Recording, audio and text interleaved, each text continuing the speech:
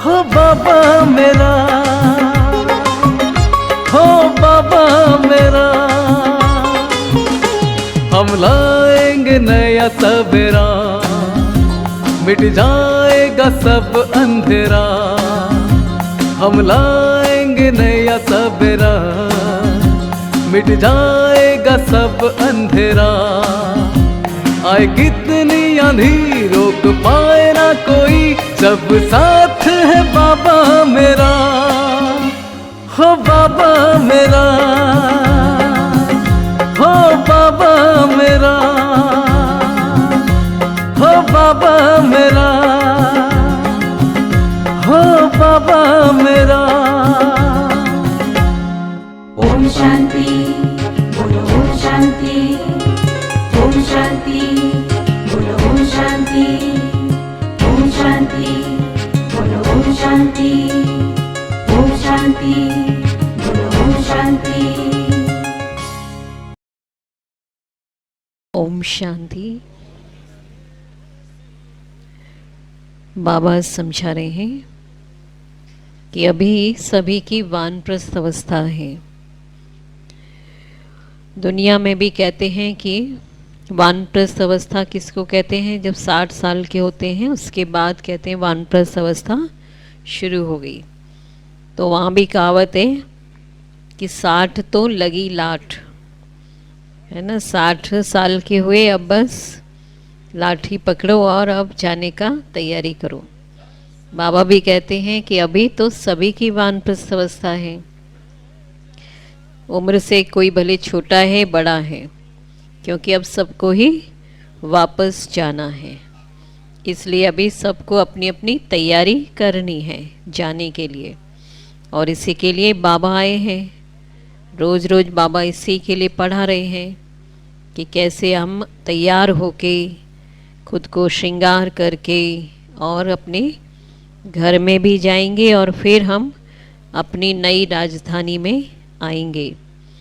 इसलिए बाबा कहते हैं कि नई राजधानी की जो स्थापना हो रही है वो एक मत के आधार पर हो रही है, क्योंकि अभी बाबा आकर सभी को एक ही मत दे रहे हैं, एक ही पढ़ाई पढ़ा रहे हैं। अनेक मतों से तो क्या हो गया, नए से पुराने ही हो गया, लेकिन अभी एक मत से एक राज्य स्थापन होगी। कौन सी एक मत अभी बाबा देते हैं, श्रीमत, कि अभी अपने को आत्मा समझो। अनेक मतों में तो हमने अपने को क्या क्या समझा है ना, देह के संबंध थे, देह का भान था, देह का ही सब कुछ था, तो उसमें ही अनेकता हो गई थी। तो एक मत यही है कि हम सभी एक हैं और हम सबका फिर पिता भी एक है। तो इसी से ही हम फिर उस एक नई दुनिया को स्थापन कर सकते हैं। तो आज के महावाक्य में बाबा समझाते हैं।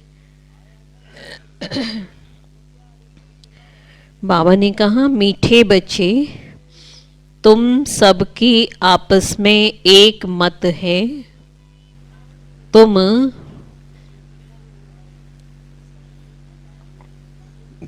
अपने को आत्मा समझ एक बाप को याद करते हो, तो सब भूत भाग जाते हैं। तुम अपने को आत्मा समझ एक बाप को याद करते हो तो सब भूत भाग जाते हैं। प्रश्न है, पद्मा पदम भाग्यशाली बनने का मुख्य आधार क्या है? पद्मा पदम भाग्यशाली बनने का मुख्य आधार क्या है? श्रीमत पर चलना। और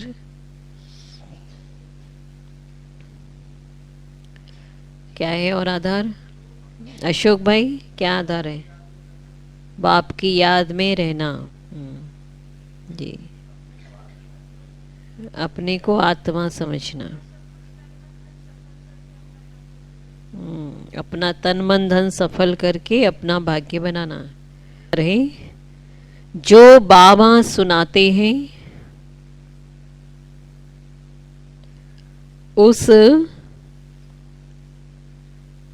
एक एक बात को धारण करने वाले ही पद्मा पदम भाग्यशाली बनते हैं। जज करो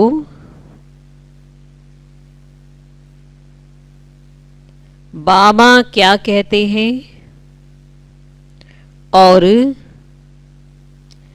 रावण संप्रदाय वाले क्या कहते हैं। बाप जो नॉलेज देते हैं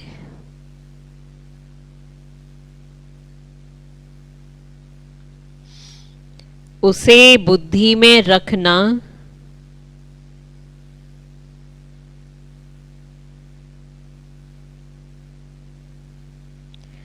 स्वदर्शन चक्रधारी बनना ही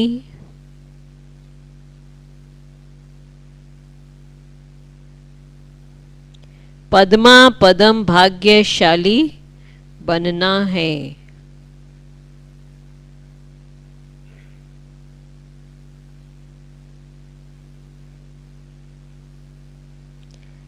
इस नॉलेज से ही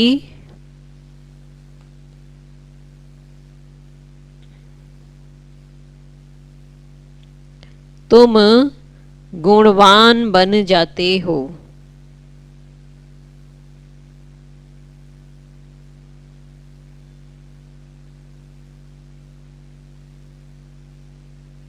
ओम शांति। अब बाबा कहते हैं रूहानी बाप अंग्रेजी में कहा जाता है स्पिरिचुअल फादर। सतयुग में जब तुम चलेंगे तो वहां अंग्रेजी आदि दूसरी कोई भाषा तो होगी नहीं। तुम जानते हो सतयुग में हमारा राज्य होता है, उसमें हमारी जो भाषा होगी वही चलेगी।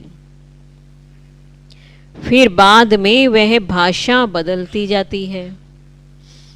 अभी तो अनेकानेक भाषाएं हैं। जैसा जैसा राजा वैसी वैसी उनकी भाषा चलती है, हाँ। और अभी एक राज्य में भी थोड़ी थोड़ी दूर पे भी भाषाएं बदल जाती हैं। अब यह तो सब बच्चे जानते हैं। सब सेंटर्स पर भी जो बच्चे हैं उनकी है एक मत, अपने को आत्मा समझना है और एक बाप को याद करना है ताकि सब भूत भाग जाएं, है ना। कौन से भूत?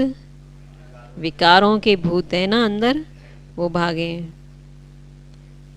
बाप है पतित पावन, 5 भूतों की तो सब में प्रवेशता है। 5 भूत सर्वव्यापी कहेंगे। लोग कह देते हैं भगवान सर्वव्यापी है, सबके अंदर भगवान है, लेकिन सबके अंदर कौन है? 5 भूत हैं। अब जाओ, यदि भगवान सब में होते तो ये 5 भूत तो फिर क्यों आ गए? आ ही नहीं सकते थे। तो सभी में 5 भूतों की प्रवेशता है।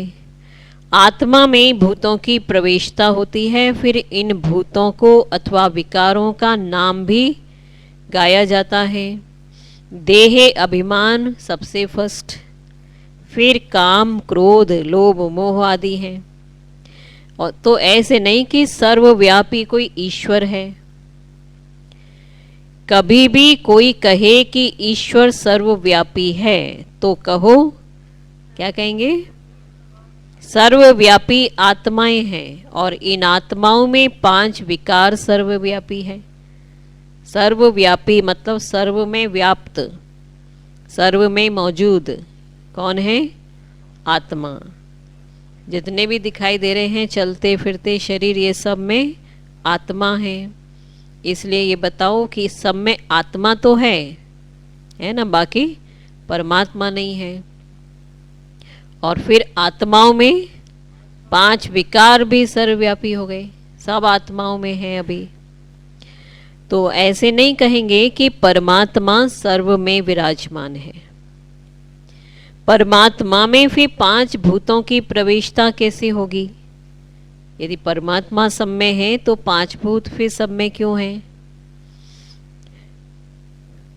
तो एक एक बात को अच्छी रीति धारण करने से तुम पद्मा पदम भाग्यशाली बनते हो।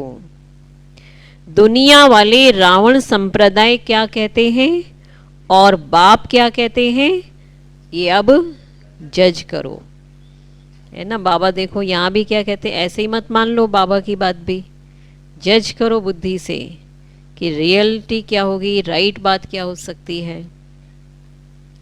तो हरेक के शरीर में आत्मा है, उस आत्मा में 5 विकार प्रवेश हैं। ये समझाओ, ये भी बता के फिर बोलो अभी जज करो आप कि कौन सी बात राइट लगती है। तो शरीर में नहीं है 5 विकार, आत्मा में 5 विकार अथवा भूत प्रवेश होते हैं। और शरीर में होता तो शरीर को जलाने के साथ वो भी जल जाते ना। हाँ, तो बाबा ने बोला है कि शरीर में तो हो ही नहीं सकते, है ना। उस आत्मा में 5 विकार प्रवेश हैं, शरीर में नहीं है। आत्मा में 5 विकार अथवा भूत प्रवेश होते हैं। इन विकारों को ही भूत कहा गया है।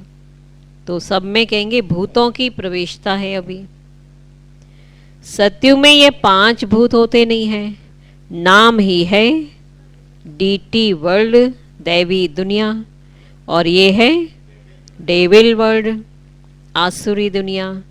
डेविल कहा जाता है असुर को। तो कितना दिन और रात का फर्क है। अभी तुम चेंज होते हो, वहां तुम्हारे में कोई भी विकार, कोई भी अवगुण नहीं रहता है। तुम्हारे में संपूर्ण गुण होते हैं। तुम 16 कला संपूर्ण बनते हो। पहले थे ऐसे, फिर धीरे धीरे नीचे उतरते हो। इस चक्र का अभी मालूम पड़ा है। 84 का चक्र कैसे फिरता है। हम आत्मा को स्व का दर्शन हुआ है, अर्थात इस चक्र का नॉलेज हुआ है। तो उठते बैठते चलते तुमको यह नॉलेज बुद्धि में रखनी है ना। ये बुद्धि में रखने की चीज है, नॉलेज, ज्ञान। बाप नॉलेज पढ़ाते हैं। यह रूहानी नॉलेज बाप भारत में आकर देते हैं। तो कहते हैं ना, इसलिए हमारा भारत, और इसलिए कहेंगे भारत ही क्या है, भगवान की जन्म भूमि है, अवतरण भूमि है, कर्म भूमि है, चरित्र भूमि है। भगवान ने आकर के ये सारे पार्ट प्ले किए भारत में। हाँ, वास्तव में हिंदुस्तान कहना तो रॉन्ग है। तुम जानते हो भारत जब स्वर्ग था तो सिर्फ हमारा ही राज्य था और कोई धर्म नहीं था। न्यू वर्ल्ड थी, नई दिल्ली भी कहते हैं ना। दिल्ली का नाम असुल दिल्ली नहीं था, परिस्तान कहते थे। अभी तो नई दिल्ली और पुरानी दिल्ली कहते हैं। फिर ना पुरानी कहेंगे ना नई दिल्ली होगी, परिस्तान कहा जाएगा। दिल्ली को कैपिटल कहते हैं, दिल्ली ही राजधानी बनती है। इन लक्ष्मी नारायण का राज्य होगा और कुछ भी नहीं होगा, तो हमारा ही राज्य होगा। उसको कहेंगे कि हमारा ही राज्य, क्यों लक्ष्मी नारायण कहीं नहीं है, लेकिन क्योंकि सभी क्या कहेंगे, हमारा राज्य है, तो एक ही राज्य होगा उस समय। अभी तो राज्य नहीं है, इसलिए सिर्फ कहते हैं कि हमारा भारत देश है। राजाएं तो है नहीं ना। तुम बच्चों की बुद्धि में सारा ज्ञान चक्कर लगाता है।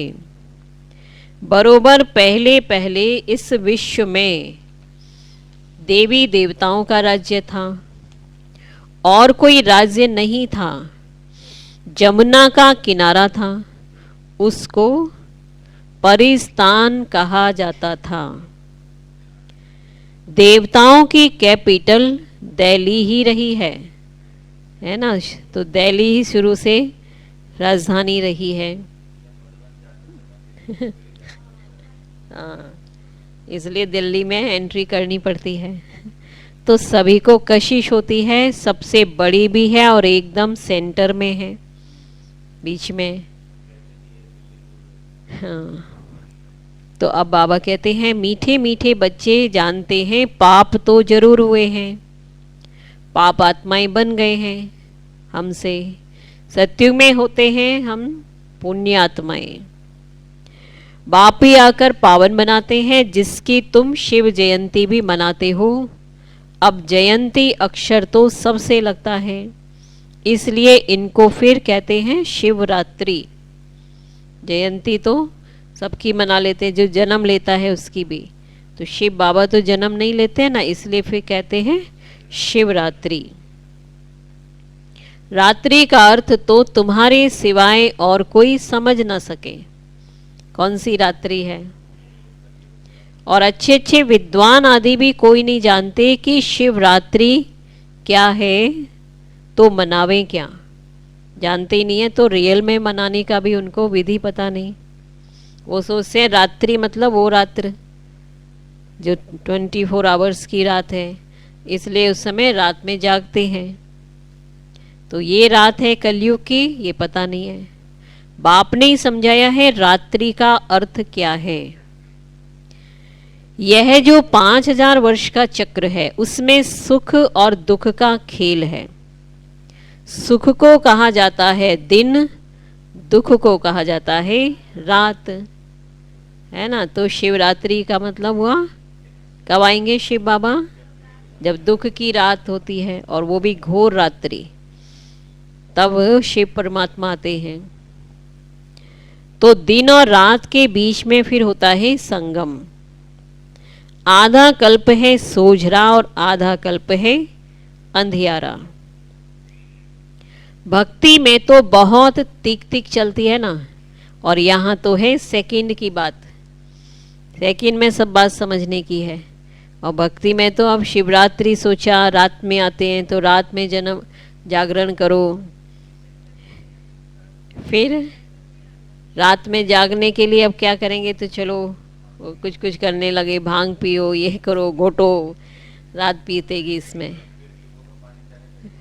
बस इसलिए समझते ही नहीं है। बाबा ने कहा कितना कुछ विस्तार है ना, तिक तिक हो रही है, मतलब बहुत विस्तार होता है भक्ति में। और यहाँ तो है सेकंड की बात, बिल्कुल इजी है ना, नाम ही है सहज योग। तुमको पहले जाना है मुक्ति धाम, फिर तुम जीवन मुक्ति और जीवन बंध में कितना समय रहे हो, यह तो तुम बच्चों को याद है, फिर भी तुम घड़ी घड़ी भूल जाते हो ना। बाप समझाते हैं योग अक्षर तो है ठीक, परंतु उनका है जिस्मानी योग, और ये है आत्माओं का परमात्मा के साथ योग। सन्यासी लोग अनेक प्रकार के हठ योग आदि सिखाते हैं, तो मनुष्य मूंझते हैं कि कौन सा योग है वास्तव में। तुम बच्चों का बाप भी है, तो टीचर भी है, तो उनसे योग लगाना पड़े, है ना। बच्चे के रूप में बाप से योग लगाओ, स्टूडेंट के रूप में है तो टीचर से योग लगाओ, है वो एक ही है। इसलिए बाबा कहते हैं ना, बाप भी वही, टीचर भी वही है, गुरु भी वही है, तो एक से ही अब योग लगाना है। हाँ, टीचर से तो पढ़ना होता है ना। बच्चा जब जन्म लेता है तो पहले बाप से योग होता है, फिर 5 वर्ष के बाद या जब स्कूल जाएगा तो टीचर से योग लगाना पड़ता है, फिर वानप्रस्थ अवस्था में गुरु से योग लगाना पड़ता है। 3 मुख्य याद रहते हैं, बाकी तो बीच में बहुत सारे आते रहते हैं। टीचर भी एक नहीं है, टीचर भी बहुत सारे होते हैं। तो ये सब वंडरफुल है ना। और टीचर भी तो वहाँ बदलते रहते हैं ना, जब से एडमिशन लेते बच्चा स्कूल जाना शुरू करता है तब से और लास्ट तक एक ही तो टीचर नहीं होता है। हाँ, कितने सारे टीचर भी बदलते हैं। इसलिए बाबा ने कहा तो यहाँ तो एक ही है, जब से हम पैदा हुए हैं बाबा के बने हैं तब से लेके और अंत तक एक ही टीचर है, उससे योग लगाते रहो। ऐसे बाप को तो फिर जरूर याद करना चाहिए और उस एक को ही भूल जाते हैं। जन्म जन्मांतर 3 को अलग अलग याद करते आए हो। सतयुग में भी बाप से योग होता है, फिर टीचर से होता है। सतयुग में भी तो टीचर तो होगा ना, पढ़ाने वाला शिक्षक, बाकी गुरु तो होगा नहीं वहाँ। गुरु की वहाँ दरकार नहीं होती क्योंकि सब सदगति में है। तो ये सब बातें याद करने में क्या तकलीफ है? क्या तकलीफ होना चाहिए फिर? बाबा कहते कितना तो सहज है। इसको कहा जाता है सहज योग। परंतु यह है अनकॉमन, नई बातें हैं ना, इसलिए थोड़ा सा मेहनत लगती है, मुश्किल लगती है। और बाबा कहते हैं मैं यह टेम्परेरी लोन लेता हूँ, सो भी कितना थोड़ा समय लेता हूँ। 60 वर्ष में वानप्रस्थ अवस्था होती है और ये भी ड्रामा अनुसार बाबा भी ब्रह्मा बाबा के 60 वर्ष की आयु में प्रवेश किए और कहते हैं 60 तो लगी लाठ। इस समय सबको लाठी लगी हुई है ना। अभी तो ये नहीं 60 वर्ष के ही होंगे जब बूढ़े होंगे, अभी तो बचपन से ही बुढ़ापा शुरू हो जाता है, बीमारियां आ जाती हैं और अचानक चले जाते हैं, क्या क्या हो जाता है। तो सभी को लाठी लगी हुई है ना। सभी वानप्रस्थ निर्वाण धाम में जाएंगे, सबको जाने का भी आ गया है समय। वह है स्वीट होम व स्वीटेस्ट होम। उनके लिए कितनी अथाह भक्ति की है। अभी चक्कर फिर कर आए हो। मनुष्यों को यह कुछ भी पता नहीं है, ऐसे ही गपोड़ा लगा दिया है कि लाखों वर्ष का चक्र है। लाखों वर्ष की बात हो तो फिर रेस्ट मिल ना सके, रेस्ट मिलना ही मुश्किल हो जाए। तुमको रेस्ट मिलती है उसको कहा जाता है silence home in corporeal world, जहाँ आत्मा जाती है थोड़ा समय और फिर आना है। यह है स्थूल स्वीट होम और वह है मूल स्वीट होम, मूल वतन। आत्मा तो बिल्कुल छोटा रॉकेट है। रॉकेट क्यों कहा?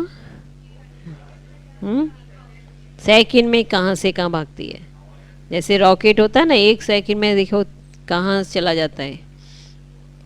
तो बाबा ने कहा कितना छोटा रॉकेट है, इनसे तीखा भागने वाला कोई होता नहीं है। हाँ, रॉकेट, हाँ, तो उससे भी तीखा है ये। उसमें फिर भी टाइम है, लेकिन यहाँ तो 1 सेकंड में कहाँ से कहाँ जाए, इसलिए यह तो सबसे तीखा है। 1 सेकंड में शरीर छूटा और ये भागा।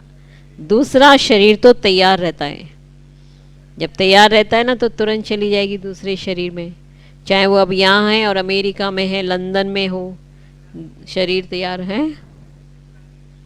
हाँ, पहले से तो पता रहता है ना, इसलिए उस आत्मा को ही मालूम है। तो सत्य में वो साक्षात्कार हो जाता है कि मेरा अभी ये शरीर छूटेगा, दूसरा घर तैयार हो गया, वहाँ जाना है। चलिए याद करें भी बाबा को। सबसे तीखा रॉकेट है। 1 सेकंड में शरीर छूटा और ये भागा। ड्रामा अनुसार पूरे टाइम पर उनको जाना ही है। ये ड्रामा कितना एक्यूरेट है, इनमें कोई इनएक्यूरेसी नहीं है। यह तुम जानते हो, बाप भी ड्रामा अनुसार बिल्कुल एक्यूरेट टाइम पर आते हैं। 1 सेकंड का भी फर्क नहीं पड़ सकता है। मालूम कैसे पड़ता है कि इनमें बाप भगवान है ना। इनमें बाबा आए ब्रह्मा तन में, अब कैसे मालूम पड़े? तो जो नॉलेज जब नॉलेज देते हैं बच्चों को, बैठ समझाते हैं, तब मालूम पड़ता है ना, क्योंकि यही आत्मा, यही शरीर से जो आत्मा ने पार्ट बचाया, इससे पहले बाबा की प्रवेशता से पहले उनका कुछ एक्टिविटीज़ अलग होती थी। उस समय थोड़ी बाबा ज्ञान देते थे, उस समय तो वो खुद ही भक्ति पूजा में लगे थे। लेकिन जैसे ही बाबा की प्रवेशता हुई और कैसे धीरे धीरे ज्ञान देना शुरू हुआ और बाबा की दृष्टि से ही साक्षात्कार होने लगता था, तो तब बच्चों को भी समझ आया कि ये जो हो रहा है ये नहीं कर रहे हैं, और इनके तन में जो शिव परमात्मा आए हैं उनका ही ये सारा कार्य चल रहा है। इसलिए शिवरात्रि भी मनाते हैं ना। बाबा कहते मैं शिव कब कैसे आता हूँ यह तुमको तो पता ही नहीं है। शिवरात्रि व कृष्ण रात्रि मनाते हैं, राम की नहीं मनाते, क्योंकि फर्क पड़ गया है ना, त्रेता में है। शिवरात्रि के साथ कृष्ण की भी रात्रि मना लेते हैं, दोनों में नाम रखते हैं ना रात्रि। कृष्ण जन्म को भी रात में दिखाया, परंतु जानते कुछ भी नहीं। क्यों दिखाया फिर दोनों का रात्रि?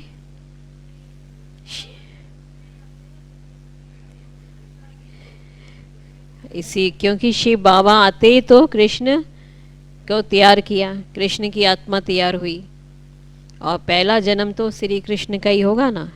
तो रात्रि समाप्त होते ही पहला जन्म श्री कृष्ण का हुआ, तो दोनों ही बराबर जैसे हो गए ना, इसलिए उनका भी दिखा देते हैं रात्रि। जानते कुछ नहीं है। यहाँ है ही आसुरी रावण राज्य, यह समझने की बातें हैं। यह तो है बाबा। बूढ़े को बाबा कहेंगे, बूढ़े को बाबा कहेंगे, अब बच्चे को कहेंगे क्या? छोटे बच्चे को बाबा थोड़े कहेंगे। कोई कोई लव से भी, प्यार से भी बच्चे को बाबा कह देते हैं, वो बात अलग होती है, प्यार से बोल देते हैं। तो उन्होंने भी कृष्ण को प्यार से कह दिया है। बाबा तो तब कहा जाता है जब भी बड़े हों और फिर बच्चे भी पैदा हों। कृष्ण तो खुद ही प्रिंस है, उनको बच्चे कहाँ से आए? बाप कहते ही हैं मैं बुजुर्ग के तन में आता हूँ। शास्त्रों में भी है, परंतु शास्त्रों की सब बातें एक्यूरेट नहीं होती हैं, बहुत सारी बातें उसमें मिक्सअप हो गई हैं। हाँ, कोई कोई बात ठीक है ना। क्यों मिक्सअप हो गया?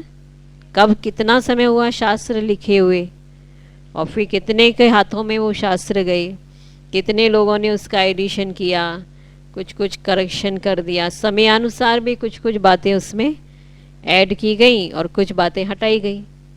तो इसलिए उसमें हर बात एक्यूरेट है ऐसा नहीं बोल सकते। वो लिखेंगे लेकिन मिक्सअप तो होगा ही ना, एक्यूरेट तो लिख नहीं पाओगे। ब्रह्मा की आयु माना प्रजापिता ब्रह्मा की आयु कहेंगे, वह तो जरूर इस समय होगा। ब्रह्मा की आयु मृत्यु लोक में खत्म होगी, यह कोई अमर लोक नहीं है। इनको कहा जाता है पुरुषोत्तम संगम युग। किधर से किधर बाबा की घड़ी घूम जाती है। तो ये सिवाय तुम बच्चों के और कोई की बुद्धि में नहीं हो सकता है। ये बाप ही बैठ बताते हैं, मीठे मीठे बच्चों तुम अपने जन्मों को नहीं जानते हो। हम बतलाते हैं कि तुम 84 जन्म लेते हो। कैसे? तो भी तुमको अभी पता पड़ गया है। हर एक युग की आयु कितनी? 1250 वर्ष है, और इतने इतने जन्म लिए हैं। हर युग में कितने जन्म लिए हैं वो पता है। तो ये 84 जन्मों का पूरा हिसाब है, बाबा ने बताया। अब ऐसे 84 लाख का तो हिसाब हो ना सके, किसी ने बताया भी नहीं। 84 लाख जन्म बोलने वाले ने हिसाब तो बताया नहीं कि कौन से युग में कितने जन्म।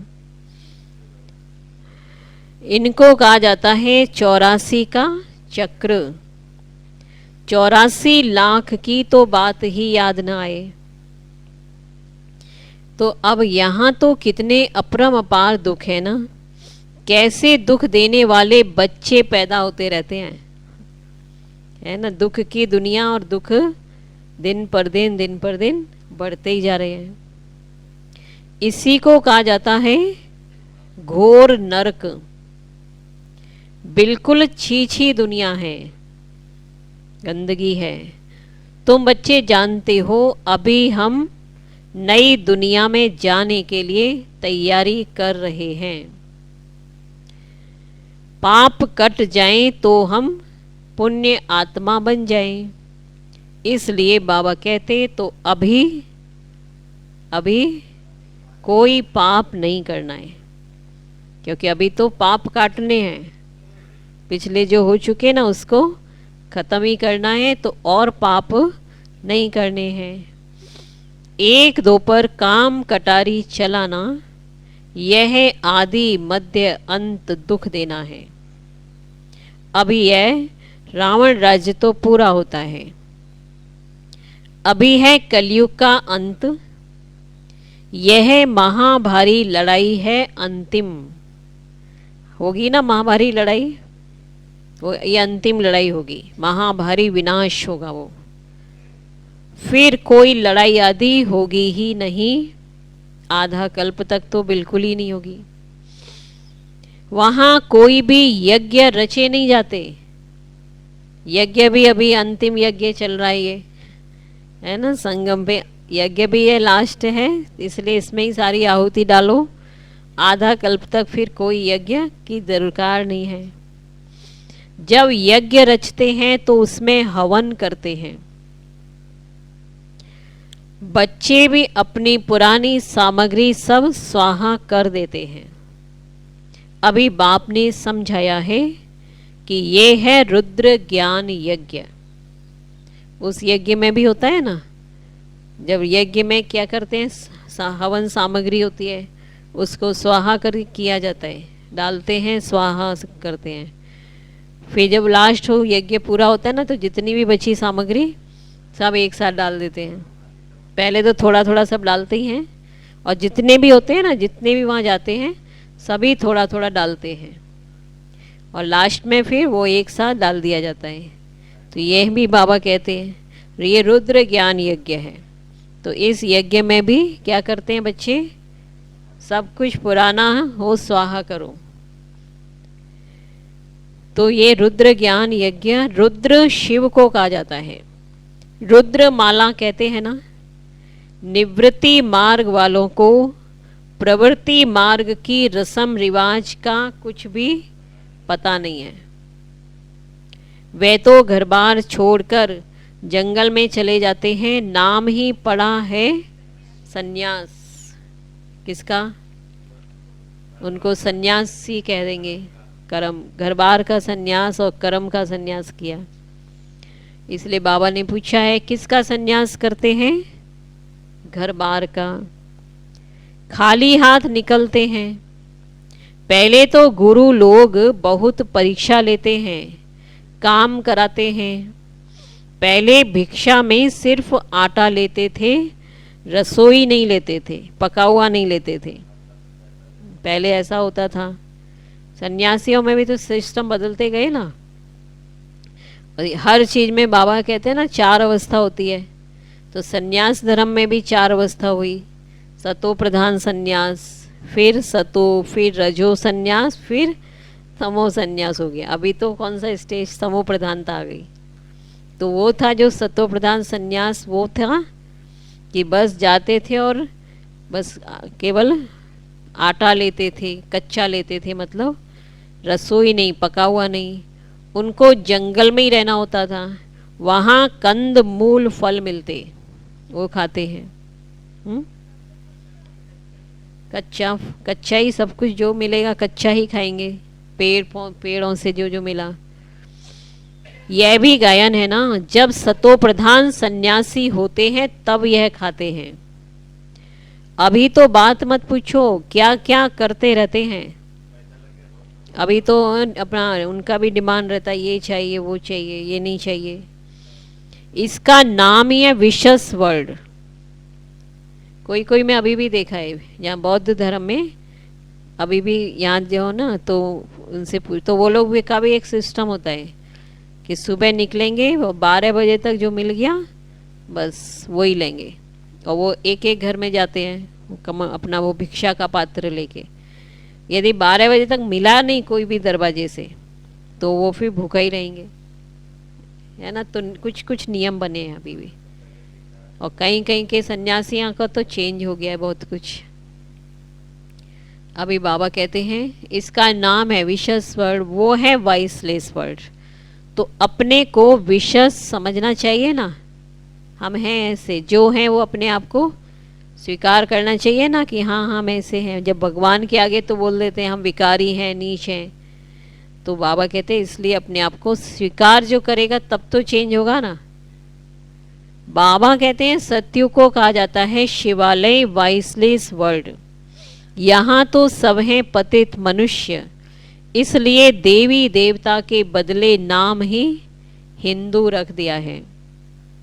बाप तो सब बातें समझाते रहते हैं, तुम असल में हो ही बेहद बाप के बच्चे।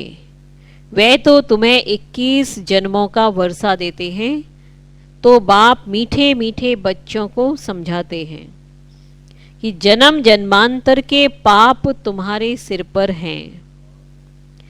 पापों से मुक्त होने के लिए तो तुम बुलाते हो ना, पतित पावन आओ पाप मिटाओ बोले ना। साधु संत आदि सब पुकारते हैं कि हे पतित पावन आओ। अब अर्थ कुछ नहीं समझते, ऐसे ही गाते रहते हैं, किसको बुला रहे हैं वो पता ही नहीं है। ताली भी बजाते रहते हैं। उनसे कोई पूछे परमात्मा से योग कैसे लगावें, उनसे कैसे मिलें, तो कह देंगे वे तो सर्वव्यापी है। क्या यही रास्ता बताते हैं? फिर कह देते हैं वेद शास्त्र पढ़ने से भगवान मिलेगा। परंतु बाप कहते हैं मैं हर 5000 वर्ष के बाद ड्रामा के प्लान अनुसार आता हूँ।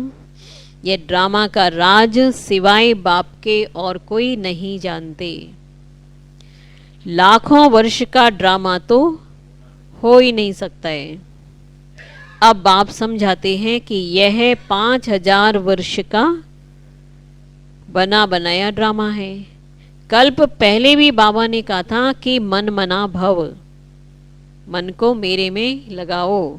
ये है महामंत्र, मन को वश करने का मंत्र, इसको वशीकरण मंत्र कहेंगे। माया पर जीत पाने का मंत्र है। बाप ही बैठकर अर्थ समझाते हैं, दूसरा कोई अर्थ नहीं समझा सकते। मन मना भव है शब्द गीता में, लेकिन उसका अर्थ तो ऐसे बता नहीं पाते। गाया भी जाता है ना, सर्व का सदगति दाता एक बाप। कोई मनुष्य तो हो नहीं सकता, देवताओं की भी बात नहीं है, वहाँ तो सुख ही सुख है। वहाँ कोई भक्ति भी नहीं करते। भक्ति की जाती है किस लिए? भगवान से मिलने के लिए। और सत्युग में भक्ति होती नहीं है, क्योंकि 21 जन्मों का वर्षा मिला हुआ है। तब गाया जाता है ना कि दुख में सिमरण सब करे, सुख में करे ना कोई। अब यहाँ तो अथाह दुख है, इसलिए घड़ी घड़ी कहते हैं ना हे भगवान रहम करो। जब दुख पड़ता है ना तब मुख से भगवान भगवान निकलता है। यह कलयुगी दुखी दुनिया सदैव नहीं रहती है। भगवान भी आकर ये दिलासा देते हैं और बताते हैं, समझाते हैं कि ये दुनिया भी समाप्त होनी है, बदलना है। जैसे सत्युग त्रेता पास्ट हो गए हैं ना, ऐसे ये कलयुग भी पास्ट हो जाएगा, फिर सत्युग त्रेता आएगा। लाखों वर्ष की बात हो तो याद भी नहीं रहे। अभी बाप तो सारी नॉलेज देते हैं, अपना परिचय भी देते हैं, और रचना के आदि मध्य अंत का राज भी समझाते हैं। 5000 वर्ष की बात है। तुम बच्चों को ध्यान में आ गया है। अभी तो पराये राज्य में हो, रावण का राज्य है। अभी तुमको अपना राज्य था। यहाँ तो लड़ाई से अपना राज्य लेते हैं, हथियारों से, मारा मारी से अपना राज्य लेते हैं। वो भी क्या हो रहा है, हथियारों से ही सब कुछ हो रहा है। लेकिन तुम बच्चे योग बल से अपना राज्य स्थापन कर रहे हो। तुम्हें सतो प्रधान दुनिया चाहिए। पुरानी दुनिया खत्म हो, नई दुनिया बनती है। इसको कहा जाता है कलयुग पुरानी दुनिया। सतयुग है नई दुनिया। यह भी किसी को पता नहीं है। सन्यासी तो कह देते ये आपकी कल्पना है, बस। सन्यासी भी और बहुत लोग भी बोल देते ना ये आपकी कल्पना है। अगर कोई हाँ, यहाँ ही सतयुग, यहाँ ही तो कलयुग है। जब कलयुग यहाँ है तो सतयुग भी तो यहाँ ही होगा ना। अभी बाप बैठ समझाते हैं, एक भी ऐसा नहीं है जो बाप को जानते हो। अगर कोई जानता होता तो परिचय देता ना, पहले से ही मिल जाता परिचय। सतयुग त्रेता क्या चीज है किसी को समझ में थोड़ा ही आता है। तुम बच्चों को बाप अच्छी रीति समझाते रहते हैं। बाप ही सब कुछ जानते हैं। जानी जाननहार अर्थात नॉलेज फुल है। मनुष्य सृष्टि का बीज रूप है। ज्ञान का सागर, सुख का सागर है। उनसे ही हमको वर्षा मिलना है। बाप नॉलेज में आप समान बनाते हैं, है ना। बोलते हैं ना बाप समान बनो, किस में? नॉलेज में। इसलिए बाबा कहते हैं ना हर एक टीचर बनो, नॉलेज लो, फिर धारण करो, धारण करके समझाओ। बाकी ऐसे ही नहीं बस नॉलेज सुन लिया, सुन के तो सुनाने वाले बहुत होंगे। ये ज्ञान यदि आप कोई ऐसे भी अनजान को भी सुना दो, वो भी समझ करके और समझाना शुरू कर सकते हैं। लेकिन मुख्य बात जो बाबा ध्यान खिंचाते हैं वो है धारणा की, कि धारण करो खुद और फिर समझाओ। तो इसमें ही वहेंगे आप समान, बाप समान बनो। अच्छा मीठे मीठे सिकी लधे बच्चों प्रति माता पिता बाप दादा का याद प्यार और गुड मॉर्निंग। रूहानी बाप की रूहानी बच्चों को नमस्ते। हम रूहानी बच्चों की रूहानी बाप दादा को याद प्यार गुड मॉर्निंग, नमस्ते नमस्ते नमस्ते। धारणा के लिए मुख्य सार है नंबर 1, यह पापों से मुक्त होने का समय है।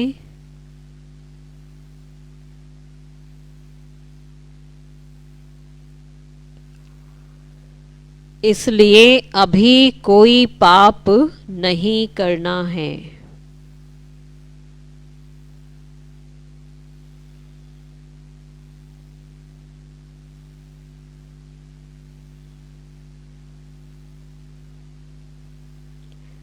पुरानी सब सामग्री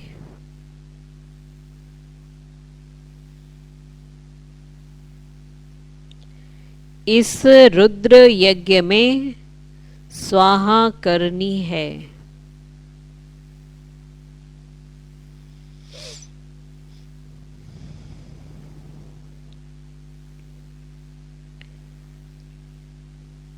दूसरा नंबर है अभी वानप्रस्थ अवस्था है।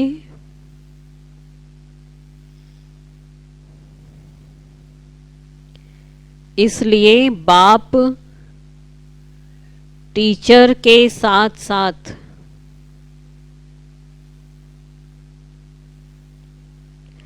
सतगुरु को भी याद करना है।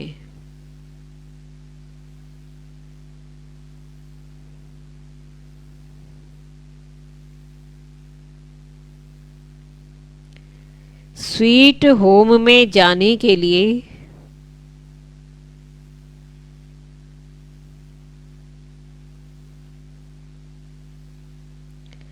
आत्मा को सतो प्रधान अर्थात पावन बनाना है। स्वीट होम में जाने के लिए आत्मा को सतो प्रधान अवा पावन बनाना है। वरदान है, समय को शिक्षक बनाने के बजाय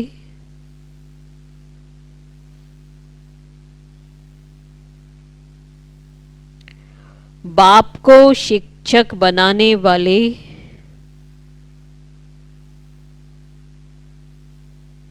मास्टर रचयिता भव।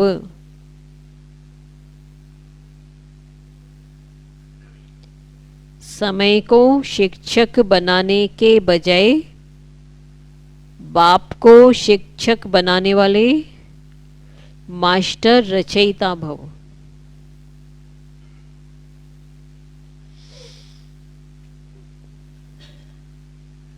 इसका विस्तार है, कई बच्चों को सेवा का उमंग है, लेकिन वैराग्य वृत्ति का अटेंशन नहीं है। इसमें अलबेलापन है।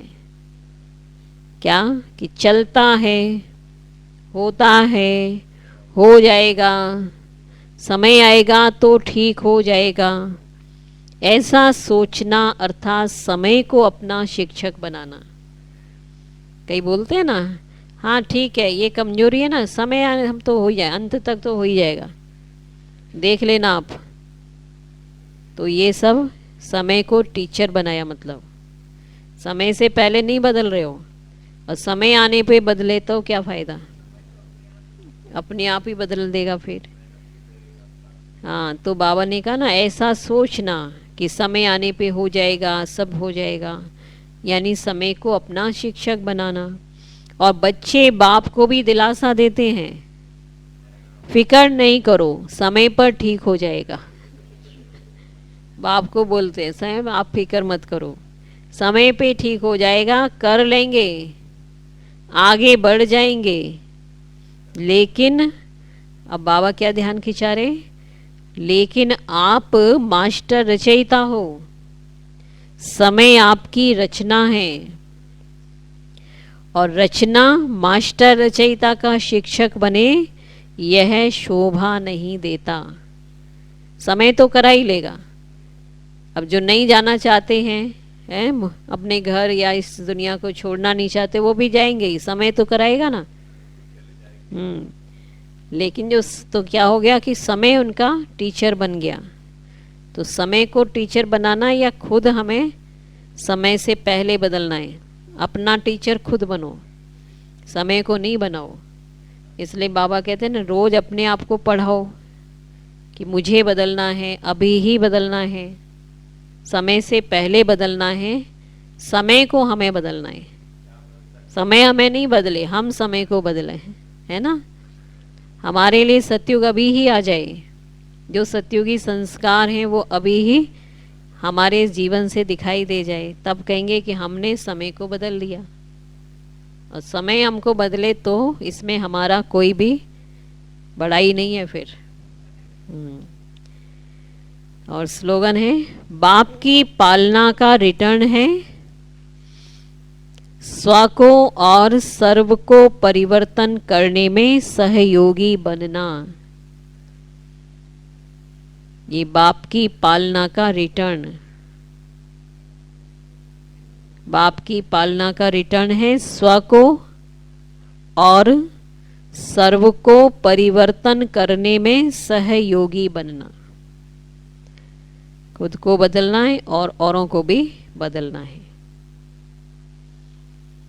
ओम शांति।